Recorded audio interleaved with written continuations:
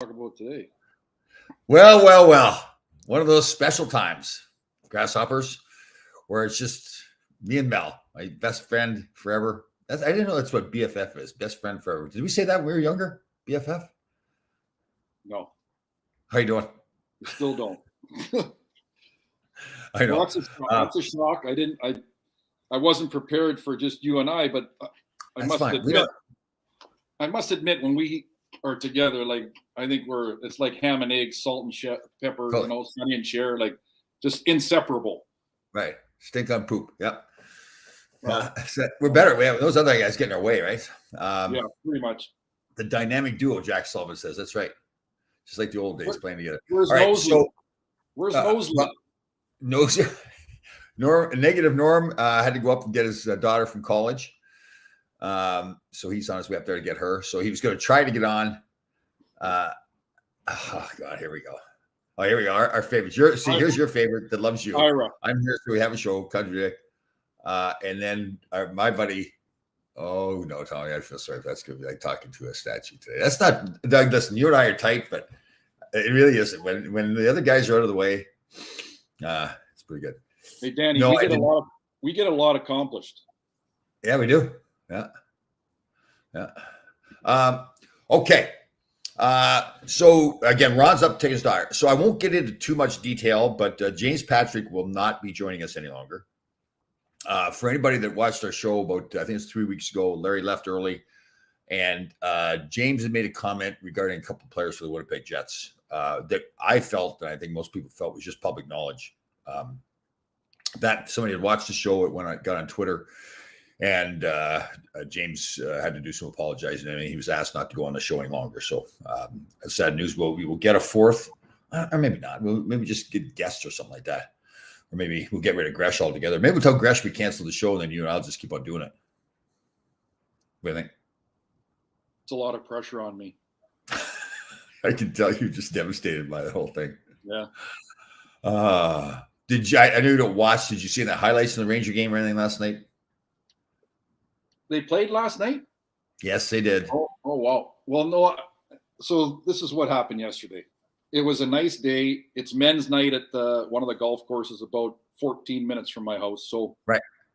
I filled up my bag with a couple of beers and a little bit of birdie juice, if you know what that is. Birdie juice. Yeah, in a nice little, what do you call those? Flask. Thank you. There. See how he just knows. You just know what I'm going to say. So, yeah. We feed off each other. Yeah, I fill up the flask. I fill up the beer with ice. I never bring enough beer because these guys don't bring them. Like I never leave home without beer. Okay. Yeah. And so we go to the golf course. I shoot the smooth 80. I have 3 birdies, which means I know, Danny. I have 3 birdies, which means we have to. And there's 4 of us. The flask is not that big, right? It's what, 14 ounces or? Yeah, I wouldn't have shared that with anybody. That's yours. Well, no, but you have to share it. Right, so I'm hoping that when they drink out of the flask, they don't put the damn lips on the flask, which they do. Yeah. Like Jesus. He's like making out with the guy, for God's sakes. Yeah. So I didn't have the little cups, those little cups, the 1 ounce cups you shoot in there. So anyways, long story short, Danny, I get done the golf. My buddy wins the 50-50. I don't know how much he won. Right. I won a golf hat 2 weeks ago. And I played really good. I shot 39 on the front, which means usually in the cash, but I haven't heard anything yet. So after the game, we're at a golf course, and guess what's on? And I don't watch hockey, but I know hockey's on. Hockey's on. So the Ranger Pittsburgh game is on. It's 2-0 Rangers. All of a sudden, 2-0 Pittsburgh. That's what I said. See, I don't watch hockey. So it's 2-0 Pittsburgh. All of a sudden, it's 2-2. Then it's 3-2. So that's kind of what I caught. And then, lo and behold, Donnie Cheadle there, the actor, scored the winning goal. Okay, I'm done. Donnie Cheadle. Oh yeah, Cheadle. I got it. Yeah. That's right. Oh, so did you happen to see any of these things I posted? The attire I had on a blue shirt the other day. I've had on white shirts. No comments from you whatsoever. I did not see that. Okay.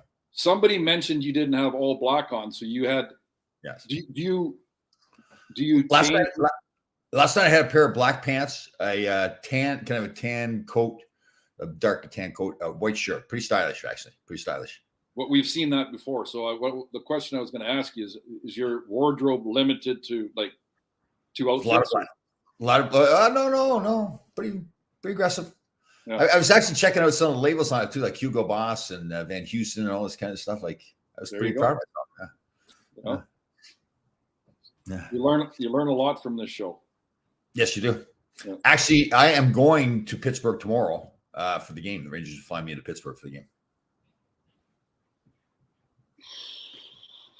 Number one on speed dial. Hey, so well, I'm available is what it is. You know, I've got. So let's go through this again. And I was looking at. I even wrote down because I didn't look at. I even wrote down Friday Pittsburgh, Saturday, right. Sunday Game 7, right? Right. At home. Yeah. So how does this conversation go? With me getting invited to Pittsburgh? Yeah. Well, it's basically okay. So let me give you an example. So when they needed somebody to dance at the game in front of 18,000 people, nobody else would do it, but I did it. So and when it they say, well, Tom will do it. So if we need him to go to Pittsburgh, Tom will do it. It's not like they're doing me a favor. It's saying Tom will do it. So I went down to Hudson Yards in Manhattan the other day and played badminton, for God's sakes. In your black outfit. That actually had a nice blue shirt, nice blue Ranger shirt. Fit nice and snug too. The arms looking good. So they don't have anything bigger than extra small? Or what? Custom made, sewed up a little bit. No, they have to put expansion on there, like put elastic on there. So the car is going to pick you up at your mansion in what is it? Connecticut? Greenwich. Yep, right. Is it Greenwich or Greenwich? Greenwich, Connecticut. Great question because it is spelled Greenwich. Yeah. That's where I lived. So they're going to pick you up in the limo. Yep. Drive you to JFK or LaGuardia to leave, going out of LaGuardia. And the boys, they have their own plane.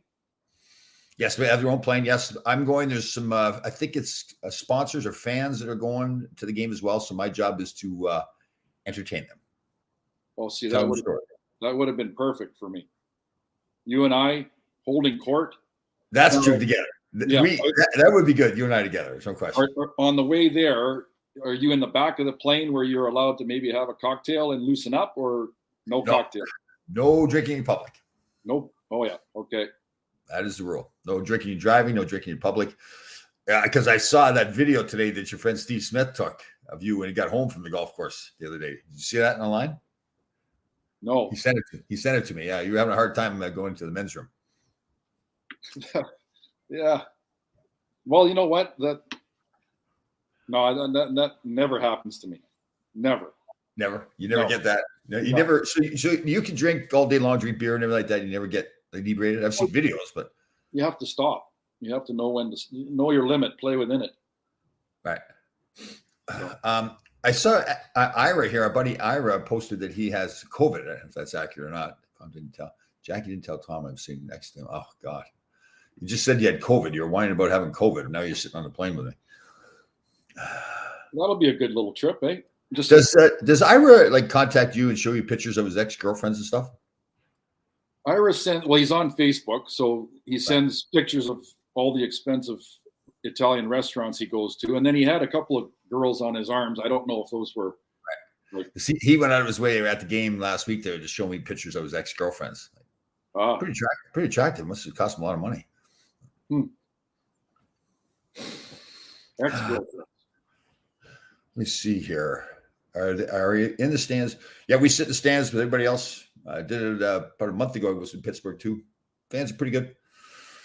Hold on 1 second. Doug DeVito's got to say something here. We have to. If Doug's saying something, we have to tell Mr. Larry I saw a preseason game fight between him and Basil McCray on YouTube. Must be preseason 1987. Behind the net, Basil McCray was on Minnesota. Mr. Larry took a decision with the big left hand. See, Dougie's backing you up, our boy Dougie. Yeah, it wasn't preseason though. It was regular season, Danny. I don't think we ever played a preseason game in Madison Square Garden because the ice was never ready or good. We did sometimes, maybe not when you were there, but we did play some games there. But yeah, it was an issue. There's always something going on. Yeah. Did you see the hit Chuba on Crosby? Good hit. I thought so too. Crosby kind of fell down right when he was getting hit, right? Does the concussion again, do you think? Yeah, that's what everybody's saying. And that's the case. He said obviously had a history of concussion, so you wonder if he'll come back or not. That was a big loss. I was really surprised the difference, whether that was a coincidence or not, but the Rangers really I thought turned it on once he got hurt. So yeah. They didn't even seem like he hit him. Like he just stuck his stick in between, like we were taught when we were kids. Yeah. Try and do the old can opener, twist him around, and his head got in his way. Got in the way. I agree. They had a still picture of it, made it look pretty bad, but the video itself was bad. Do you hear about this Hudson Yards in Manhattan? No. So do you remember when we used to go down the West Side Highway and you right after Javits Convention Center, make a left on 34th, I think it is, go across the Garden? Remember that? I could say yes, but I'm lying. Yeah, okay, kind of. I don't. Right. Yeah. So to the right there was this big open space. It was they were at one point talking about putting in a football stadium many years ago. So they made a thing called the Hudson Yards. It's all shops and malls. Pretty cool. First time I was down there. They had the big signs up there, "No Quit in New York." So we were there signing autographs, getting our picture taken. Brian Mullen and I playing badminton. You ever play badminton? Oh yeah. Pretty good. Yeah. So you play all the sports, right? 10 sport athlete top. 10 sport. 10 sport. You know those college kids are 3 sport. I'm 10 sport. Right. And I'm not bragging. I'm just telling the facts, the truth. Yeah. I was actually a singles badminton champion in junior high. Really? Yeah. We should play some badminton. Instead of playing a golf tournament, we have a badminton tournament. Imagine that. Well, I'll put both braces on my knee and I'll jump around playing badminton. Get in levels because a lot of people don't golf or aren't very good golfers, and then everybody can participate. Have a little round robin tournament, badminton tournament. I like that. Wear those little tight shorts you got, tight shorts, and like the boots you wear with your wear the skinny jeans. I think it's your tightest skinny jeans. Skinny jeans with the black boots. Yeah. Playing badminton. Maybe we're like one of those wife beater T-shirts and everything too. Yeah. Oh, that would be something. We have different teams and everything. People have to rotate and have your line changes, all that kind of stuff. Make it a physical game too, like just maybe you can go underneath the net and kind of submarine somebody. You can you can play double. You can play doubles as well, right?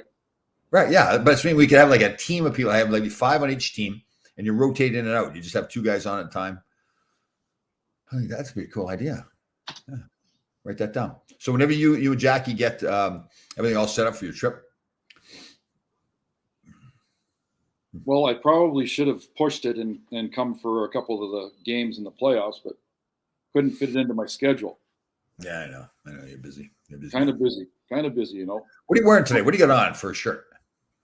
Nothing special. I have to go out and about today. I sent you a couple of pictures of some of the confrontations I've had. Yes. So I have to. It's a big weekend, okay? DeVito. Hey, can I answer once? Did I respond to those emails that you sent me? Yes, you did. So did Sir James. And I will walk 2 miles in a parking lot to make sure I get an end spot. And I've said this before, and I don't understand. You open the damn door so frickin' hard that you put a dent in my car. If I ever catch you, run. Yeah, anyways, I got a cut off hockey stick in my car just in case anything arises, which hasn't happened. That's good enough. Okay, let me get that. Can we ask you please to take the stick out of the car? I care about you. Can you please take the stick out of the car? No. So we don't need to have you in a confrontation. Well, it's not going to do very well against a gun, but it'll help. Anyway, so but you get thrown in jail though, and then Rochelle's wandering around the house naked. She doesn't know what to do. She's going to do that anyways. Disregard that statement. So I walk a mile away. So the other day I go to the liquor store, and the reason I have to go to the liquor store, I have to get out about in the public today. Okay. So I didn't dress up. I just kind of wear black skinny jeans, black Tissot watch, rose gold that matches the skinny jeans, put on the black boots, and then wear a nice tan jacket just to offset the black and the gray. Okay. But I have to go to the liquor store. So the other day, I won't tell you the gender, but I park in the corner spot, okay? Right. And you saw the picture. I'm so far over that you could park 2 cars in my spot. Sure. And she parks right beside me. I can't get in and out of my car. So I wait there at the liquor store. Yeah. And I say, oh no. She comes hobbling. She might be 75 years old. Yeah. See, yeah. And I said, I'm sorry, but do you see that I can't get in my car?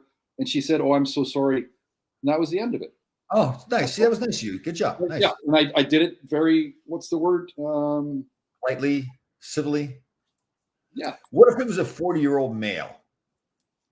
How would you have handled the situation? I would have raised my voice a little bit. Like, are you that dumb that you can't park in your own spot? Can you? Anyway, the reason I have. What's that? Well, but again, you don't know what his life is like too, right? You don't know what he's been going through, right? So maybe you have to give him the benefit of the doubt. Say, is there a reason you park so close? Well, if he wears glasses like me, maybe there's an excuse. He can't see. But no. So this lady was very old. She was limping. I was nice to her. But the reason I got to go to the liquor store today is DeVito's going to be very happy. Ronald Flockhart, Flocky Hockey, is arriving at my estate tomorrow at exactly 1 p.m. Right. So I have to go load up on the PBR. And what does he drink? Well, I'm hoping, like I do, I always bring my own, so he'll drink a couple of PBRs and he's got some wine. I don't drink wine, so he's got to figure out what type of wine to have. So I've made a reservation up at the golf course at 2:15 p.m. to have a snack and a beer. And then Rochelle's going to make some mushroom chicken creamy with some garlic bread. And we're going to go a little stupid tomorrow. Okay, you can maybe back away from the garlic bread a little bit. Just saying. A lot of butter. Well, but maybe just, you know what, dude? Just get some tape and slap it right on your ass there. Like, right? Don't bother eating it. I'm 195 pounds. Like, I'm not worried about a little butter. So, but you have to rip like a desert fox. Yeah, it's a cream sauce. You have to dip. Come on. It's like going to an Italian restaurant. I know. A ton of garlic and you have to dip. All right. I know, but just go have one slice. So, anyways, Flocky Hockey's coming. He's coming to town. Okay. And is there a reason for this trip, or is it just well, yeah, it's a celebration. Everybody's croaking, right? So it's Bobby McCammon's celebration of life. So that's another reason why I couldn't fit New York in. A lot of shit going on, and it's not good shit either. So you're getting together to celebrate the people we've lost in the hockey world. Is that the idea, or because everybody's dying and we're next kind of thing? Well, we're hoping. So I wanted to ask you something. A couple of weeks, 3 weeks ago. Hey, 3 weeks ago, you met up with Father Rossi. Father Rossi. Yeah. So I was just wondering, did he clean you of all and praise you of all demons and sins? And starting all over. Yeah. Totally. That's good. Yeah, he actually really liked me too. I've done pretty well with Rep Priest. I was in I don't know if I told you the story. I was in Costco about a year ago, and this elderly gentleman, he's carrying his stuff around, has got a cart, and he's having a hard time holding on to anything. So my cart was like halfway full. So it's just, sir, why don't you put your stuff in my cart? So we went to the checkout line, checked out together. I said, listen, put your stuff in my cart. I'll take you out to your car. So we started chatting on the way out to the car. He asked me what I did. I told him he was actually from Rye. I asked him what he did. He was a priest. So I did a good deed for a priest. I'm thinking that's worth something, right? It's got to help. So you're good with people for about 3 minutes, and then after they get to know you, it's a little different? Or like how has DeVito been your friend for 40 years? We're just like two. Or is he just a little off? He's a wonderful human being. Danny's a little off. Yeah. I understand. It's not, So yeah. What is going on Melnick Mountain? Anything exciting? How's the family doing? Anything good? Everything's good. Rochelle's good? Yep. Okay. She home? I think Rochelle. She's going to the gym. Well, we have to clean the house up for Flocky, right? So come on. Oh no, so my TV room is a actual bedroom, and I had, I like having snacks, and there's empty beer bottles and cans and shit all over. So now will he bring the wife with him? Yep. Okay. Yep. So how does that work there? Because you single-handedly broke them up years ago. Yeah. And they got back together and got married. Is there like any animosity when you guys are all there? Do you bring that up after a few PBRs? Or? We talk about it probably every time we see each other. We just laugh. We laugh about it now. Right. Well, Terry figures out, you never give your room number now. Anyways, it's a good lesson learned. There's an old timer right here. Darren Veach, you're a conversational professional now. So Darren, like he golfs, he posts a bunch of like this kid's like a scratch golfer, pisses me off. Like, how does a guy be on the power play for his whole career, be a good hockey player, good golfer, great cook, good cook, cook? Like, how does what you do it all? Did Father Rossi not give you bless you with more like talent, Tom? What more can I do? I dance in front of 18,000 people. I cook. What? I mean, what more do you want me to do? Is there a dance studio in Greenwich you can go attend before the next game? Attend? Maybe I should have my own. You kidding me? Those moves I had? Oh, God. Do you want me to read people too? You want me to read the comments or? All the comments I saw were like, Tom, way to go. Great work. Oh, boy. Yeah. Oh, boy. I did a little homework. Okay, nice. You're back at it. That's nice. Good. Well, no, I didn't. The roving reporter Richard Spazzano out of wherever the hell he's out of. Greenwich, Connecticut. Greenwich. Okay, your neighbor Richard Spazzano, and I was going to tell the Jeepmeister. He actually lives on Spazzano Drive too, by the way. Sorry. Really? Yep. Wow. So he sent me a picture of red-sided garter snakes out of Narcisse, Manitoba, about an hour out of Winnipeg. All right, Jill. Good girl. Oh, Jill. Go ahead. Red-sided garter snakes. Jill, did you laugh after you saw him dance? Yes or no? She was just like, oh, he can do everything. He's just a wonderful human being. They're actually on display. There's like a site where people can go. There's like 70,000 people a year go to visit these red-sided garter snakes. Right. And they just hatched recently. So I was just wondering if Sir James, is Sir James allowed to watch the show? He's allowed to watch the show. Yeah, he's allowed to watch. Yes. He said he'd be watching. Maybe he can chime in right now. Did you know about Narcisse, Manitoba? Right. He might be busy, so he might be watching later, but yeah. That's too bad. I think that's complete. You know what? So Susan here are tight. I really believe that, but I think because we're so tight that she feels the need to pick on me too. So the game I danced, we lost. Here's another comment. Oh no, it's disappeared. Okay, Doug DeVito's right again. If Doug writes something, I have to put it up there. Ask Larry if he ever saw two head snakes. Doesn't know if it's coming. Doug. There is such a thing. There is such a thing, Danny. Yeah, I've seen them. So what do you guys do? Is it a golf thing when you and Mr. Flockhart comes in? Flocky hockey? No, because it's raining. We don't have time because they are going. They're meeting some people just on the way here, about half an hour away from here, and they said they'd be here around 1:15. So we'll unpack and then we'll head up to the golf course. Maybe have a quick drink here and then go up there. It's a nice view. You can see the mountains, and it's up. It's basically the top of Melnick Mountain, Westwood Plateau, right up on the mountain. It's beautiful scenery. Nice little pub or restaurant that's a part of the. So you would rather be at a pub or something like that drinking than like sitting out in your backyard and fresh air having a cocktail, right? Well, here's the thing. Right. Yes. You'd rather be. Yeah. Well, no, we can sit like it's been raining. I was going to ask Jeep another thing. Like Winnipeg is getting flooded. Like my buddies, the sump pumps are overrun right now. Winnipeg's flooded. What? Because of snow, melting? Snow, rain. And what do you call it? Come on, Danny. What's the under the earth is the water table has risen. See that? The water table has risen. Oh, why did the water table rise? Because the earth can't it's oversaturated. Oh, I see. I got you. Okay. I took weather forecasting in university. You did? Yeah, I passed. Is that when you were doing all 10 sports? Yeah, cumulonimbus and stratus and all those types of clouds and the shit. So, yeah. What was the question? Oh, yeah. So, yeah. Well, it was Flocky's idea to go to the pub. He likes to go to the pub. Hey, you wouldn't want to sit outside in the fresh air. Why do you want to sit inside of a pub? No, it is. There's an outside deck. Yeah, but why not sit in your own backyard? It costs you less money. You don't have to worry about everybody else wanting to talk to you. For God's sake. I can How answer. about like when you're out drinking or something like that, dude? Like men in particular come up to you and they like put their hands on your shoulder, like your old buddies, like, "Hey, Larry, how are you?" Like touch you and everything. Did they do that? Why would they do that? Well, I've had that happen. They go to the games there sometimes, especially after guys have had a few drinks. You're in the Delta Club and they're coming up, putting their hands on. It's like, okay, don't touch me. Well, that's different. Yeah, no, not in the pub when there's four of us sitting there. No. Yeah, but people come up after a few drinks and they ask a little, like your old friends, right?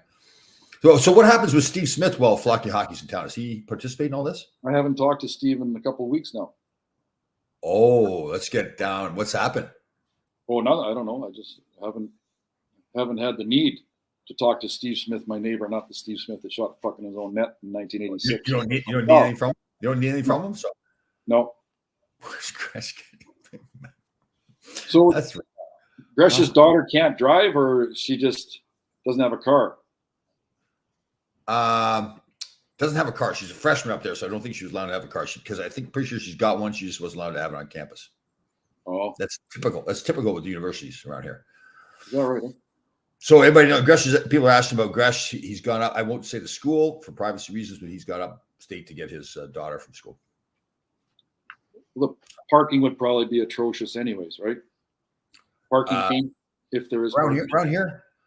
We have like this condominium complex, so there are limited visitor spaces, but then you can also park on the street. Lots of parking on the streets. We weren't talking about that time. We were talking about the school. Good point by you. Yeah. Well, I guess I should have known that. I should have read your mind. Yeah, you're jumping. Yeah. Yeah. We were talking about school. Oh man, this is awful. This Danny Erickson's got an investment before too. I'm getting a nose job. That's wrong. And I can't believe I put that up there accidentally. Did you get a nose job? I actually, first time I broke my nose when I was about 14 years old. My parents thought I should get my nose fixed. And then I broke it another 12 times after that or something. But after the fact, did you get anything? Did you get scraped out, cleaned out, straightened? No. It's not. I should, because only the left nostril works. Does both yours work? Not all the time. But I did get, I had my septum straightened and I had them clean out like some bone and scrape. Right. It hurt like hell. But yeah, it helps. But when you have a deviated septum, there's not a hell of a lot. You can only straighten it so much, right? I know. God, that hurts. That hurts. Oh, man. Look at this. Danny Erickson's on everybody today. If he started drinking already, where's he here? Hold on 1 second. Well, it is almost 2:30. He is setting in on Lays. Wow. That's just not. Huh. I'm feeling pretty sharp about myself, actually, too. I don't know where he's coming up with that. Well, how old is Danny? Does Danny understand that we're in our 60s, 62? That's true. Maybe Danny's either too young to know or too old. Yeah. Right?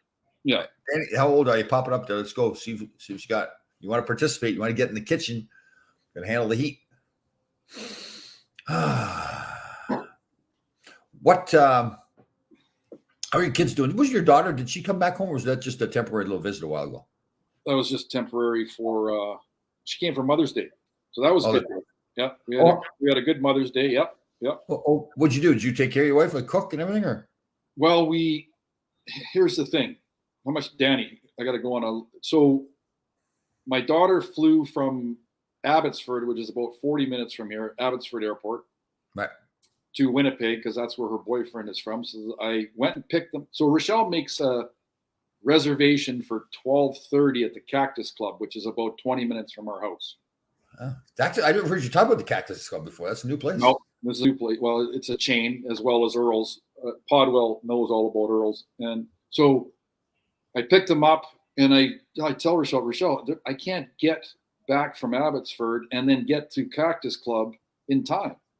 So on the way to the airport, she canceled the Cactus Club and found a place, a little Italian place where my son's girlfriend works. So we went there, gave her her gave her some money. She can get a tattoo. So the family's going to get tatted up. This is for your wife? She's getting a tattoo? Yeah. Well, her and the daughter were the first ones to get tattoos. Oh, so your wife has a tattoo already? Yeah, she's already got one. Haley's got a couple. I've got a couple. My son hasn't got any yet, but Rochelle's Rochelle, what is the tattoo of on Rochelle? The lovely Rochelle. So underneath her hair, both Haley and her, underneath her hair on the back of her neck is like a heart infinity, love you forever type thing. Oh, very nice. Is that meant to be for you? Is that meant to be for you? I don't think so. You can really put anything on. Like you should put like New York Rangers / LA Kings on one of your biceps. And then put Survivor there too. But you gotta have Survivor on there. Yeah, or Survivor right like. Oh, I have never had the desire to get a tattoo. I don't know why. Well, neither did I. Right. Neither did I. I like them if they're done and put in the right spot. So I've put mine where like you can't, like under my watch or on my leg, where I can see them, but people can't necessarily see them unless I pull my shorts up or take my watch off. Right. But I know they're there. And what the tattoo that Rochelle's going to get? Where's it going to be, and what is it? Does she know? It's going to be on her arm, and it's going to say gratitude because she's grateful for what I've just life in general. Yeah. No, I don't have a tramp stamp. Big dummy. Well, you talk about your bum a lot, so you should have something there. Yes, I was standing in the kitchen today. I was talking to the phone with somebody, and all of a sudden, I just smacked myself in the ass. I don't know what it was. I just felt like smacking myself in the ass.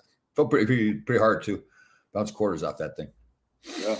Doing a new exercise in the gym I got taught is the Jefferson Deadlift. Oh, so you're familiar with the deadlift, right? Sure. Yeah. Yeah. So the Jefferson deadlift, you straddle the bar and you have your feet at a 45-degree angle to the bar. You grab the bar in the middle with both hands and you pull it up to your crotch. So you got to be a little careful. Like with you, it wouldn't be much of an issue nothing to hit anything up there, but great for your buttocks, your legs. Feeling really good about my butt, actually, really good. Yeah, you showed that one time. That's right. Yes, I did. Yes. No.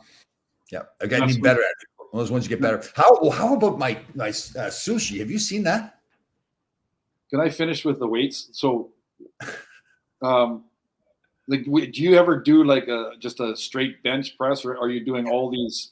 Yeah, but I'm trying to do things that incorporate my core a lot. So I'm standing on the Bosu ball, and the bench press you're just limited to it's your chest, shoulders, and triceps you're using. But try to do more exercises like the Jefferson deadlift and incorporate a lot more body parts. So you're doing a lot more interesting lifts than what we did when we just did 3 or 4. We did squats, we did bench press, we did shoulder press, and all that crap. And the curls.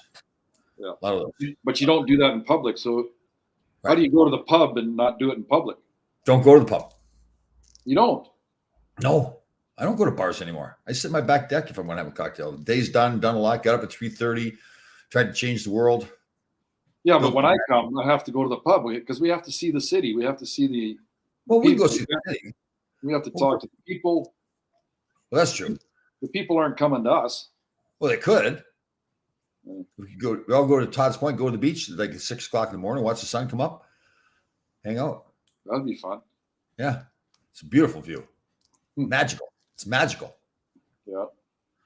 Yeah.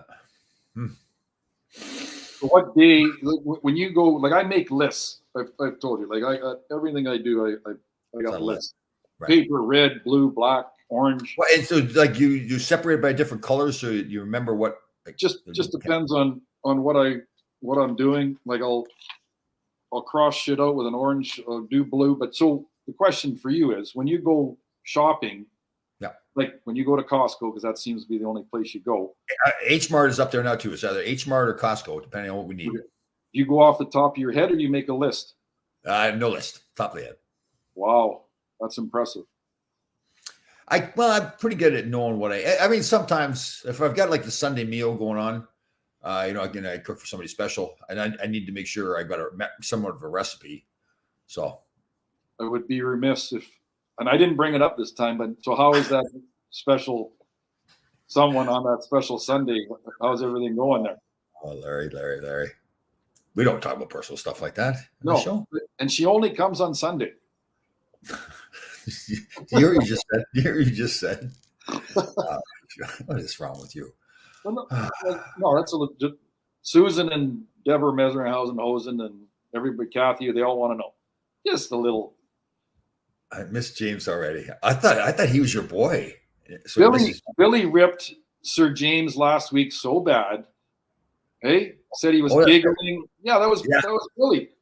I know. And now he's sucking up to him. I know he is a suck up too. Yeah, like because when I do a show with Kevin Allen or stuff like that, sometimes he sucks up to me and everything. Yeah. Oh, here's a good one. Hold on. I was on Survivor. You know this, right, Larry? I was on Survivor. We should do Amazing Race, you and I. Imagine that. Yeah, who would be the brain? How would we figure shit out? I don't think we'd be able to figure shit out.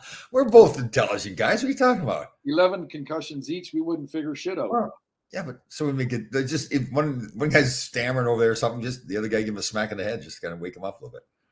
It's fine. We'll be good. They actually told me I was intelligent when I did all the psych tests for Survivor. The doctor called me up and goes, "Wow, you're an intelligent man, Tom." Like, really? Well, like, what would they ask you?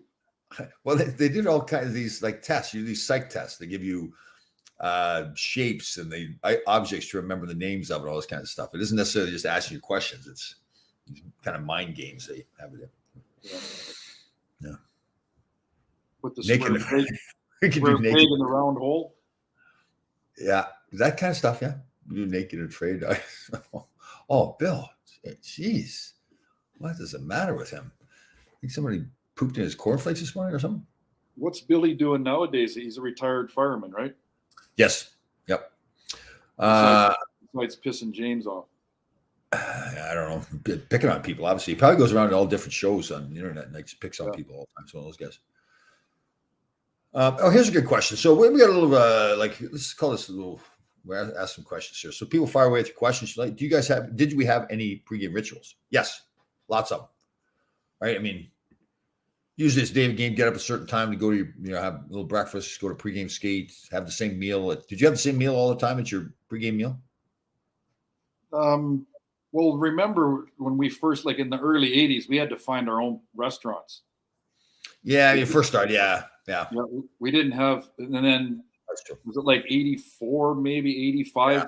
We eat in our hotel. So I remember Bubba would, there'd be 10 or 12 or 15 of us. Bubba would be leading us to a restaurant, all of us in our long trench coats trying to find somewhere to eat.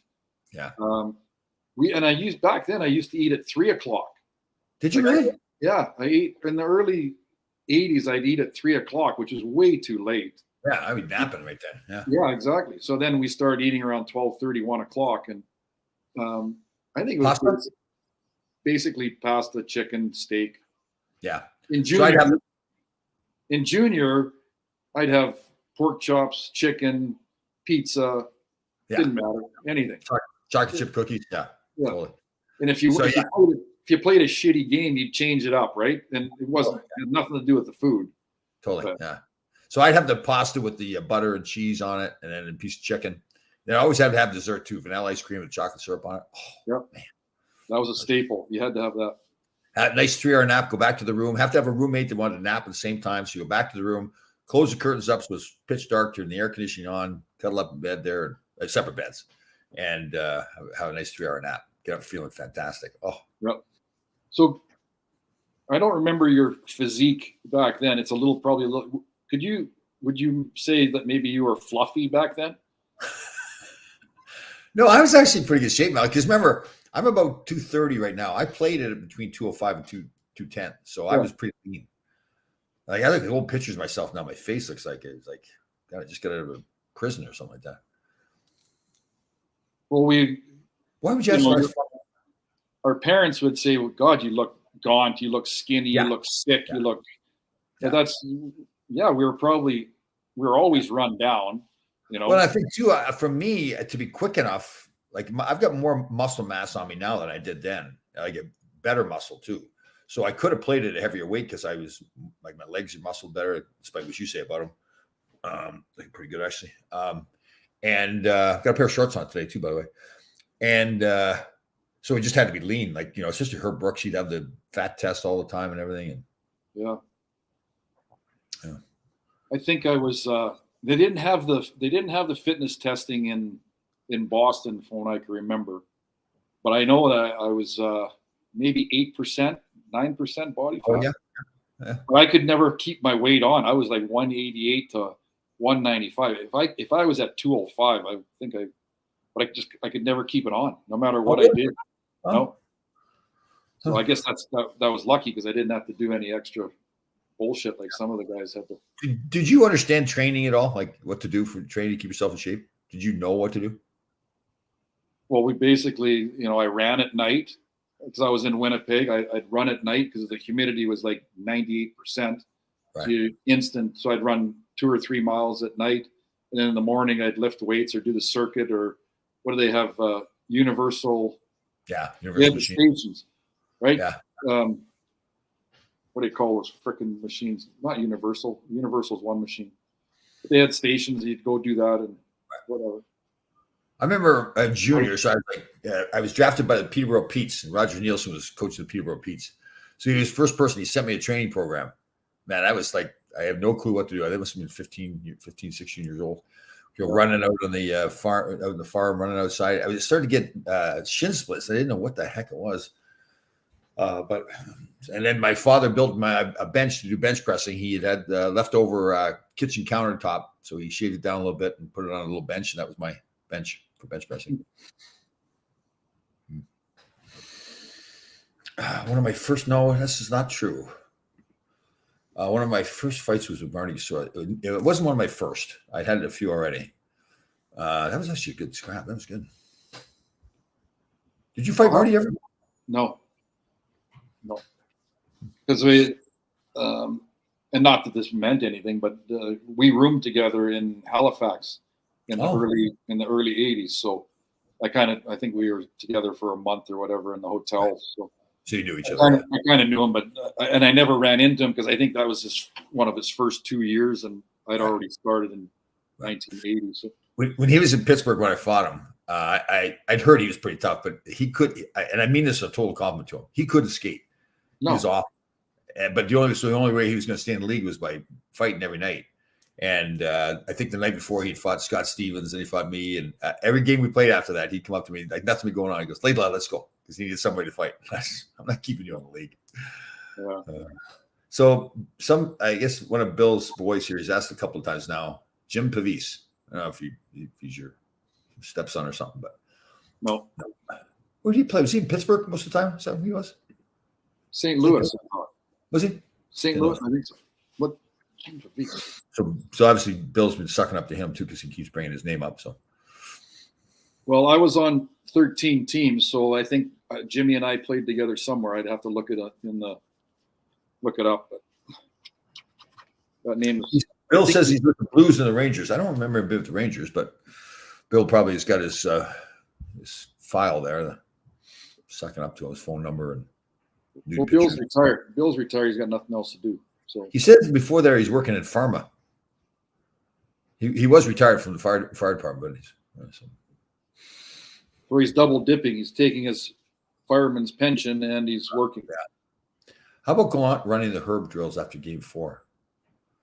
I didn't see that, but so here's the thing too. So the Rangers were down 3-1. All of a sudden, everybody was picking on Gallant, saying he didn't know how to coach. Same coach who had him having the season that they had during the regular season. So the knock on him was that he likes to let the players play. He doesn't want to be all structured like that. That's the style of coaching. There's nothing wrong with that. There's nothing worse than trying to get a goal scorer to back check. Right. And plus, these coaches that talk about their structure and everything, hockey's hockey. I think that's more to make the coaches look good than it is really what happens out there. Players have to go play. Players have to make the decisions on the ice about where to go. The coach needs to have a general guideline of what he wants from the players, but the players need to go make the decisions, right? Did Herb ever have? So the way I look at I don't watch hockey, but I'm just assuming that the way these guys practice, like, there were drills that we couldn't even figure out. Oh, I know. Like, why do you need to have such complicated drills? I do think part of it is to make the players think about the game, like to practice about thinking. That's my take on it. But But just think of Gresh getting back from Studio 54 at 4 a.m, then trying to figure out a drill from Herbie. That's true. That is true. Like, did you ever go to the back of the line because you didn't know what the hell was going on? Oh yeah, I did. Yeah, yeah. I did. Come on. Especially when you had those days where you had a few days off, so the night before you got out and just let it rip, and you're in there practice thinking, "Oh God, I just got to get through this." Yeah. Well, I didn't realize it, but you get traded to New York, and the travel is so much. But we flew to LA for 3 days, and Tommy, of course, is at the back of the bus and said, "Okay, everybody, we're going to TGI Fridays. It's right across the street from the hotel. Everybody be there." And so we go there, and of course, we have quite a few drinks, and I think we might have had the next day off, but I think we had to skate the next day, and we got our asses skated off. Yeah. And so, Tom, that's your fault. Yeah. But we won. But we won because LA wasn't very good back then. Yeah. And it was bonding time. Yeah. So Kenny see this picture. So his neighbor is his cousin. So Jim Pavis, this is Jim Pavis. So he's always over at the neighbor's house for barbecues. So Bill was probably standing there over the back fence, just like drool coming out of down his chin, right? Just begging to be part of the barbecue. Can you see that picture?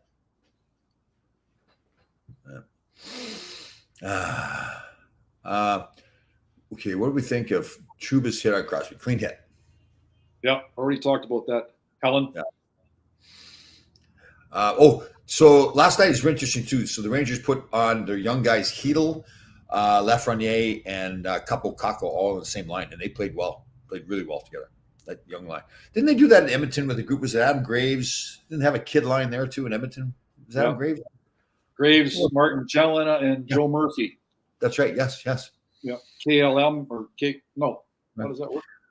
I know this is kind of a touchy subject. I forgot that you played with Joe Murphy, given all that's going on now. Was there any sides with him? Oh, you didn't? Oh. No. No, I don't know. The NHL tried to help him. I think he was in Ontario. They put him up in a hotel for a month or something, and I have no update. Yeah.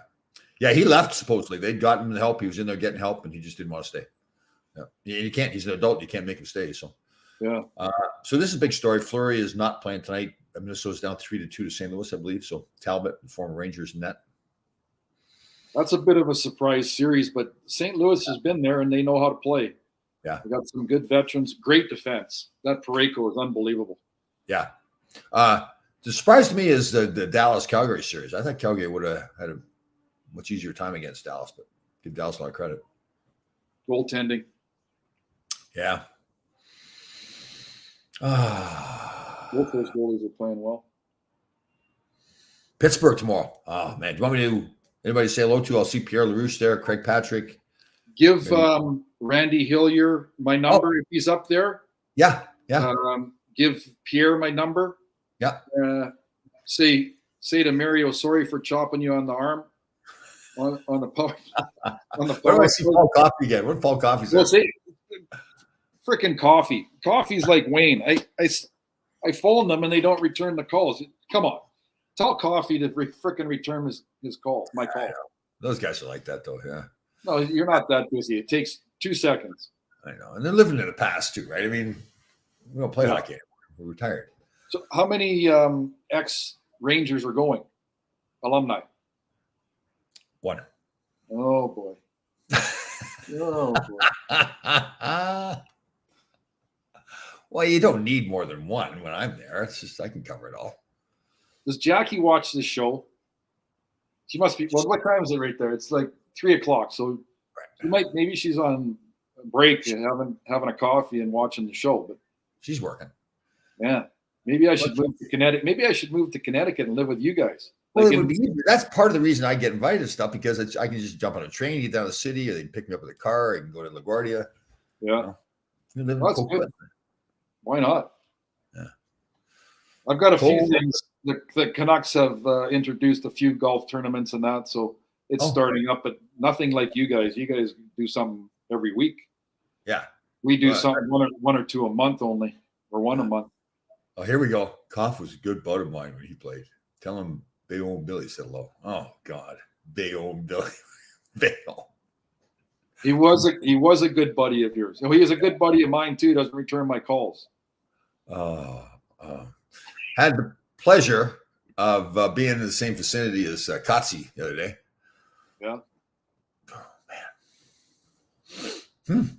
Sounds like he's somebody that would be good to, or not good to hang around, or what? I would like to see you have the Kotze experience for a little while, just do an evaluation after. Like, sit down, like have a few questions and comments, and see what you thought. Kotze was my roommate too, my first roommate in the National Hockey League. So he molded you into what you have become. No, he showed me he showed me how I did not want to be. That's for sure. And then you got him traded to where? He got traded. Well, Herb got him traded, but pretty quickly too. Where did he go to? Hartford, I think. Hartford. Yeah. So they say I'm grumpy. He's grumpier than I am. Oh, he's beyond grumpy. Oh yeah. What's his? He's mad at the world. He's very like his play. Kotze is actually a very intelligent man, but feels it's important that he give his opinion to everybody, whether they want it or not. They're going to get it, and whether he's right or wrong. Right, and in his mind, he's always right. Always right. Yeah, always right. So he's an interesting gentleman. Yeah. Yeah. Well. I'll tell you. I know my sushi is good. I know you avoided the topic of my sushi, but at the Garden, at the Delta Club, they got sushi there. Oh, man. Oh.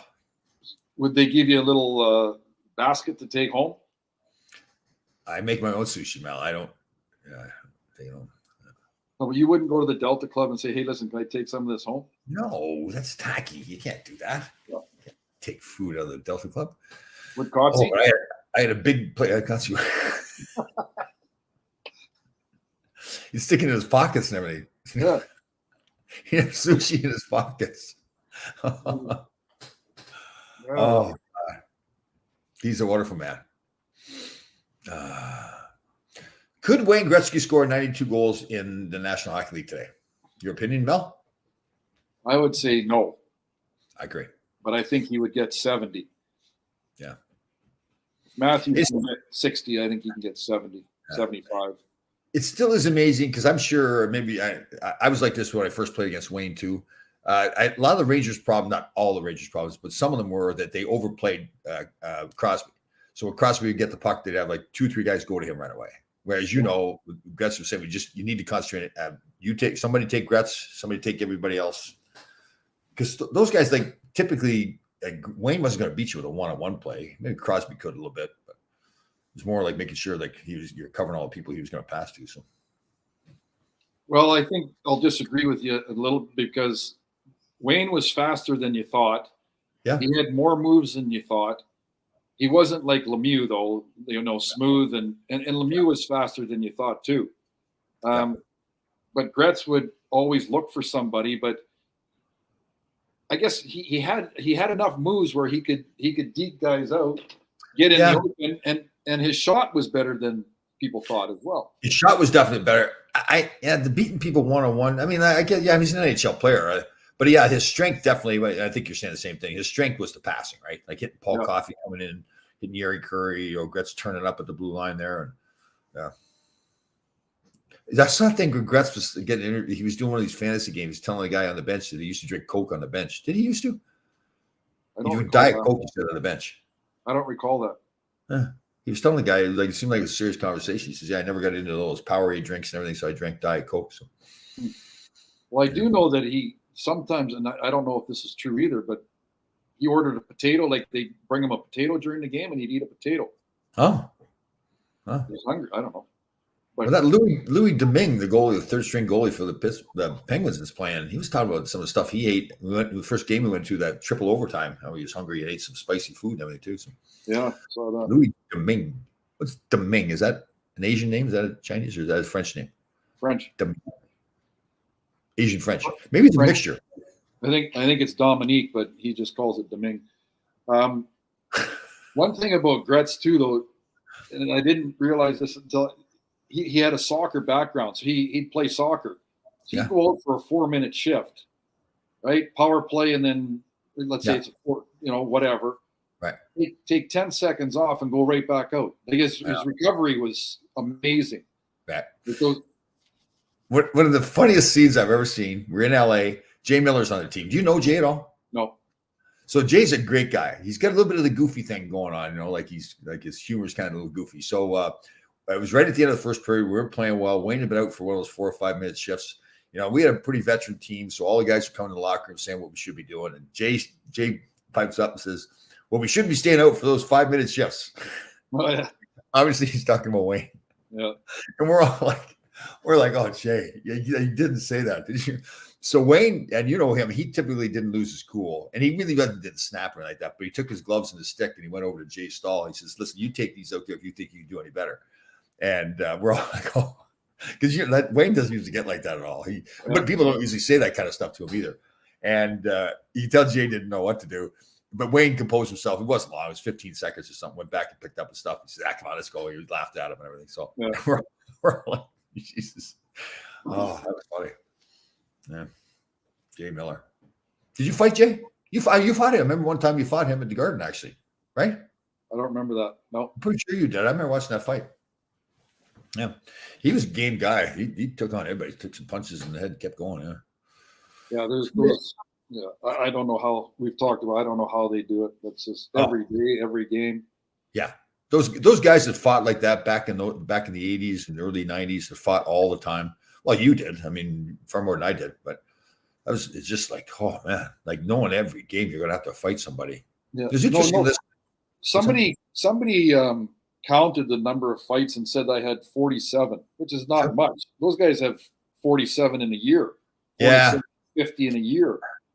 Yeah, but Mel, you've proven that like you're as tough as those guys. I'm with you. I thought those guys that fought that much, I don't think it sounds awful to say that. There was some guys that are going to go against what I'm going to say, but most of those guys didn't play that much either, right? They were more like fourth line guys who couldn't play back then. Like Dave Brown really wasn't, a player really. He was there to fight. That was his job. Well, that's the biggest difference between now and then. Is you had your like me as a 5th, 6th, or 7th defenseman. I wasn't like a fourth line Hospodar or a Daryl Stanley or who else, and then they had 3 other guys that were forward. So your 5th, 6th, 7th defensemen were tough as nails. That didn't play much. Like you look at Philly, and I hate to bring Philly up all the time, but we played them so many damn times. You had McCrimmon and Howe. You had Martian, the left-handed slick defenseman. They played 4 defensemen. Yeah, right. They did. And then the goons would come out, and then so they'd line up Brown, Stanley, and let's say Tocchet, and then they have Hospodar and frickin' Richter on the point. 5 of the toughest guys. Cochran was there too, Cochran, and so that's the difference. Now you have everybody can play. You have a Lucic, you have a Ryan Reeves, you have a Maroon. Shit, there used to be 6 of those on every team. Yeah, totally. And those guys, as much as they're big and can fight, in the whole big they would not have been real true heavyweights back then. Right? No. There's Semenko and Brown and Stu Grimson and Probert and Kosher. And I think back about it, like you play the Islanders, it's Nystrom and Gillies, and they also had Bourne could fight. Bobby Bourne could fight. Yep. Bobby was a lefty. Yeah, he could throw. Good Saskatchewan kid. Yep. Yeah. Then you go down to Philly, like you said, there's 6 or 7 guys that were heavyweights. Yeah. That teams. Washington had them. Boston had a ton. I'll never forget that first game I played up in Boston where I shot the puck in my own net. I mean, it's Stan Jonathan, it's John Wensick, it's Terry O'Reilly, Wayne Cashman. Yep. And it's like, Jesus, it's like in that old barn and everything. They're tough. No, it wasn't fun.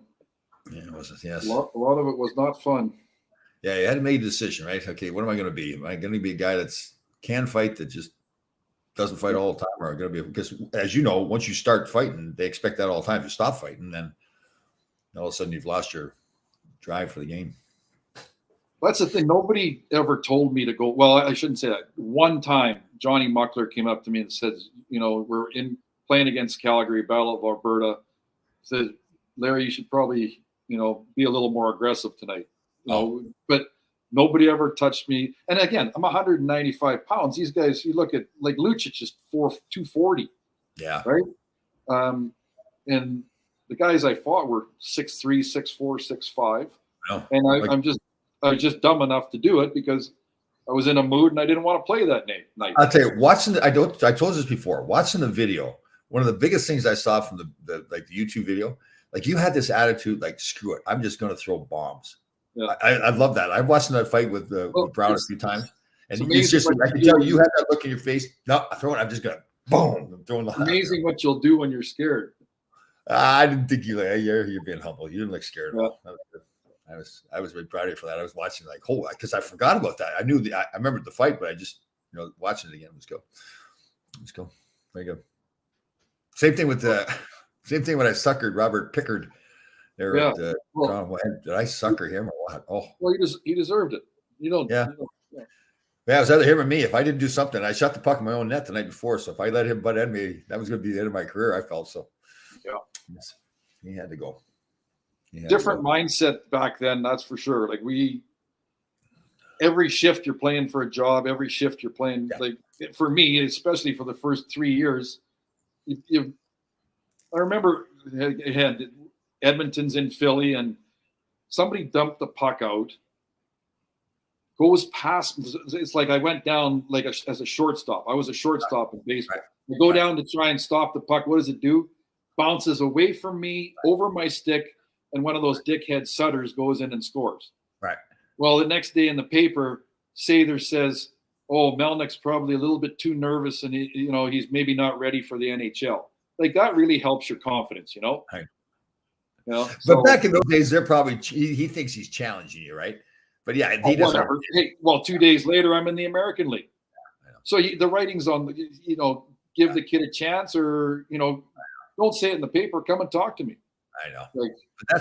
And you're right. That's how it should be, but it wasn't back then. They didn't talk to you back then at all. Yeah. No.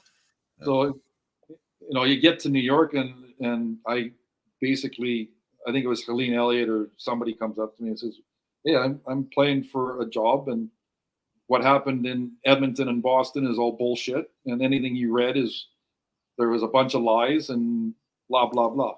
Did you say that? Oh, yeah. I didn't know that. Oh. Yeah, I've got Tommy. I'll bring the articles. We'll sit and talk. I'm not doubting you, Mel. We'll have a beer on your deck, and I'll tell you all the real facts. Probably a tequila and cranberry, maybe tequila and lemonade. Sure. Oh, nice hot summer day. You worked out, got all your work done and everything. Go sit outside there, set up the TV. Well, listen, you and Jackie are on the plane tomorrow, right? What time? Jackie won't be going. No, Jackie's not going. No, she isn't going to the trip. She just sets everything up. I'll be going with a guy by the name of Adam Squinto. He's the representative from the Rangers. He's ticket sales. Well, put a name tag on so everybody doesn't think you're Adam Graves, okay? And so I'll leave it again. We're already I can't believe it's already 2 minutes over, but I'll leave it to you. My summer is booking up pretty quickly. I know Billy wants to see me. Ira wants to see me. So I'm going to leave it to you to figure out. Okay. So let's nail down some facts. Are we going to have golf is a big event to put together? Don't care. Don't care. Let's do a couple of events. Let's do a badminton tournament. Yeah. In tight shorts, nothing, and no shirts. Skinny shorts. Like the tight shorts. Tight shorts. Yeah. And the boots you wear. And then we'll do a comedy night too, where you wear the skinny jeans. You've been talking about it. A month's already gone by. Well, I'm waiting for you and Jackie to put these together for when you're coming in. Well, I'm waiting for you to get a date, and then I'll come in. Oh, I didn't know that. I didn't know. I've been sitting around waiting for you. Well, no, I haven't talked to Jackie because my calendar is booked up. Like, it's amazing. Yeah, hanging out with Flocky Hockey. Yeah, Flocky's coming. All right, Mel, is once again, I think it's proven that maybe we don't want to exclude Ron now that Jeep can't be on. We don't want to exclude Ron, but maybe we should have a separate show of our own too. Like still have the 2:00 show that Ron will be on when he's available, and maybe we'll do a separate show, just you and I. Like maybe on Sunday. Sunday, Father Rossi. We get Father Rossi on. He's got a good personality too. He's a funny guy. Yeah, we get him on.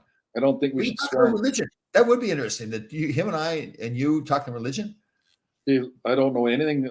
So my mom used to make me go to Sunday school.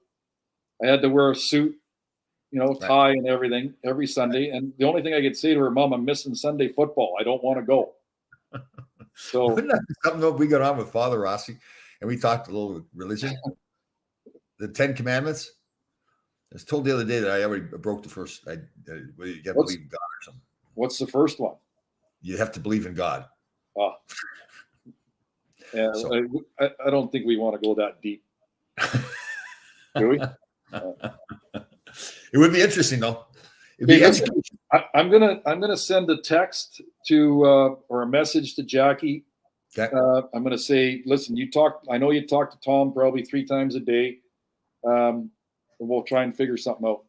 Okay. And tomorrow I will be posting a beautiful picture of Ron Gretzky, myself, and Jackie together just to show the bond that there is there. So I thought you said you're going by yourself tomorrow. No, I'll be posting a picture. I already have the picture. It was taken yesterday in front of the No Quit in New York sign. Gotcha. And what were you doing with the letter? I didn't understand. Well, Vanna White on Wheel of Fortune, she flips the letters. So I picked the letter up. Like I had to go one step further. I had to pick the letter up. Okay. See, I thought it was a heavy letter and you're just showing off again. Well, it was. That was part of it too. Yeah. I was going to take my shirt off too. I was going to say, why didn't you take your shirt off? Probably cold out. A little cold. Little Johnny. Wouldn't have bothered. Wouldn't have bothered me. Johnny shrunk a bit. Okay. Once again, Mel. All right. Yeah. Proud of you. We'll see you next week. See everybody next week. Jackie, if you're watching, I'm going to message you right now.